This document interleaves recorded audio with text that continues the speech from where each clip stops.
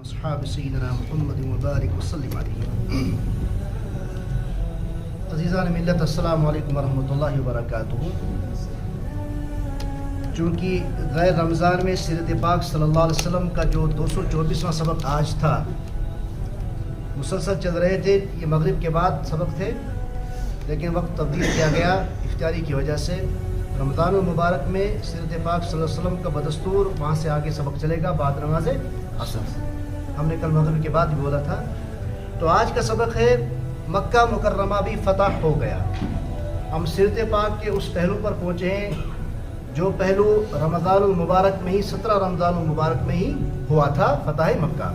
لیکن فتح مکہ ویسے حالات بننے سے پہلے کس قسم کے حالات بنے مکہ المکرمہ اور مدینہ میں، فتح مکہ تک کے آنے والے واقعاتوں پر ہم اسی طریقے سے واقعات پڑھتے جائیں گے.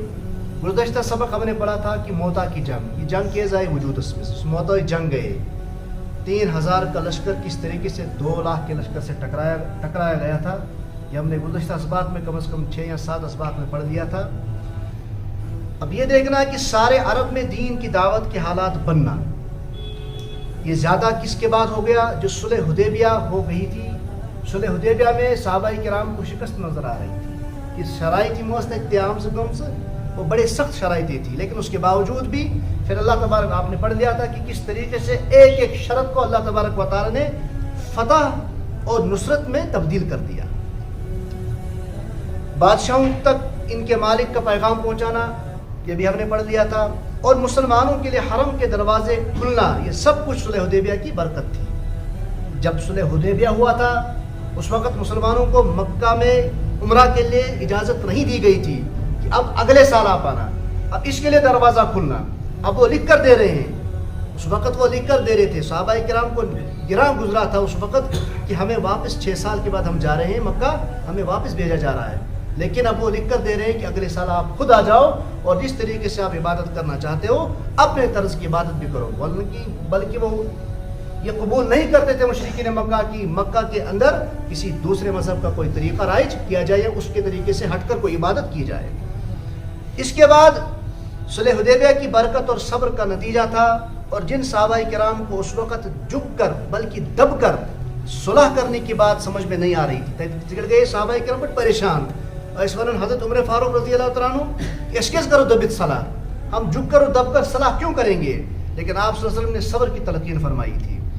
اب ان کو بھی اس کی برکتوں کا یقین ہو رہا تھا. آہستہ آہستہ جو وقت گزرتا گیا، جب فتح کے دروازے کھلتے گئے، اب انہیں بھی یقین ہوتا گیا اور اپنی آنکھوں سے دیکھ رہے تھے کہ سچ میں ہی وہ صلح بہت بڑی فتح تھی. لیکن جب تک مکہ فتح نہیں ہوتا تب تک شرک کی کمر نہیں ٹوٹتی، شرک جڑ سے اکھڑ نہیں جاتا، کیونکہ شرک کا جو گڑھ تھا وہ مکہ المکرمہ ہی تھا.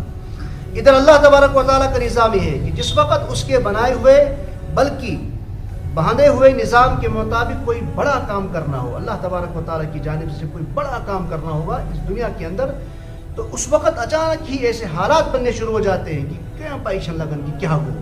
ایک ایسا حادثہ نمودار ہو جاتا ہے کہ اللہ تبارک و تعالیٰ کی جانب سے ایسی مدد آ جاتی ہے کہ انسان ہکا بکا رہ جاتا ہے کہ ہو کیا رہا ہے.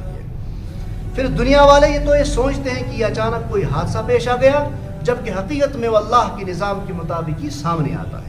اس کی بڑی مثالیں ہیں، دور حاضر میں بھی ہیں، محلہ مناسب نہیں ہے، لیکن اگر آپ اطراف میں نظر دوڑائیں گے تو بڑی مثالیں اس کی ملیں گی. بس اسی طرح سمجھ لیجئے کہ جس وقت اللہ تبارک و تعالیٰ نے اللہ کے ان وعدوں کے پورے ہونے کا وقت آ گیا جو پہلے دن سے رحمت عالم صلی اللہ علیہ وسلم صحابہ کرام سے کر رہے تھے، کیے جا رہے تھے. مثال کے طور پر آیت کو لے لیجئے، تو ایک نبی رحمت عالم صلی اللہ علیہ وسلم صحابہ مان سے پریشان صحابہ کرام اصل جب مشرکین مکہ ستانے کا کوئی راستہ چھوڑا نہیں کرتے تھے، زد و کوب کرنے کا کوئی حرب استعمال کیا کرتے تھے، تو ایک نبی دلاس دیوانی من صحابہ کرام کتب اللہ لاغلبن انا ورسلی ان اللہ قوی عزیز. اللہ نے یہ بات لکھ دی ہے کہ میں اور میرے پیغمبر ضرور غالب آئیں گے.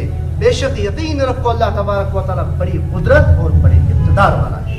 یہ وہ اسٹارٹ نبی اللہ تبارک و تعالیٰ سن کلام بوزنا ہوں صحابہ کرام 3 دل ٹھنڈ قسم کس پیڑے. اور سورہ صف کی آیت سے هو الذی ارسل رسولہ بالہدی ودین الحق، وہی تو ہے جس نے اپنے رسول کو دین حق سچائی کا دین دے کر بھیجا لیظہرہ علی الدین کلہ، کی تاکہ تمام دینوں پر یہ دین غالب آ جائے، ولو کرہ المشرکون، چاہے مشرکوں کو ناگواری کیوں نہ گزرے، چاہے مشرکن زرتن قصا زرتنک، لیکن دین اللہ کا ہی سب دینوں پر غالب ہو کر رہے گا۔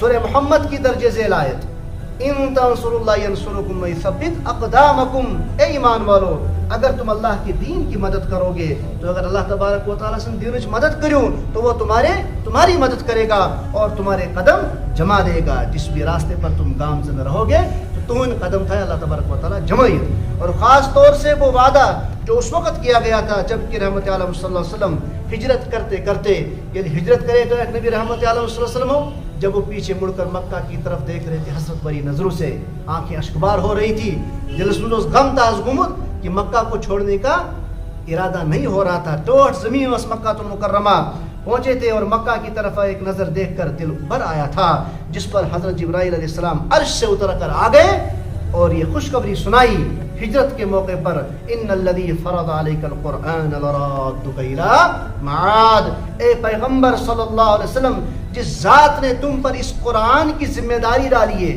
یہ قرآن ذمہ داری تو اس عام شتراؤن اللہ تبارک و تعالیٰ کی طرف، وہ تمہیں دوبارہ اس جگہ پر لا کر رہے گا جو تمہارے لیے انسانیت کی جگہ ہے۔ اب اس وعدے کے پورا ہونے کا جیسے ہی وقت آیا تو اچانک حالات بننے لگے، ایسے حالات بننا شروع ہو گئے۔ صلح حدیبیہ میں ایک بات یہ بھی تھی، اکثرت گئی قوم تتنش کہ عرب قبائل اور دیہاتیوں میں سے جو جس جماعت اور جس پارٹی کے ساتھ ملنا چاہے اسے اجازت ہوگی ملنے کی، اس شرط کے مطابق مکہ کے پڑوسی، مکہ ارد گرد پڑوسی بڑے بڑے قبیلے، دو قبیلے بنو بکر اور بنو خزاعہ میں سے بنو بکر تو مکہ والوں کے حلیف بن گئے، لیکن بنو خزاعہ کافر ہونے کے باوجود بھی ہمیشہ مسلمانوں کے حمایتی رہے، وہ فتح مکہ تارجیم قبیل مسلمان حمایتی اور آزک سبب انشاءاللہ کل ہم پڑھیں گے بنو بکر کا بنو خزاعہ پر اچانک حملہ۔ وصلی اللہ تعالیٰ علیہ خیر خلق محمد وعلی آلہ وصحبہ اجمعین۔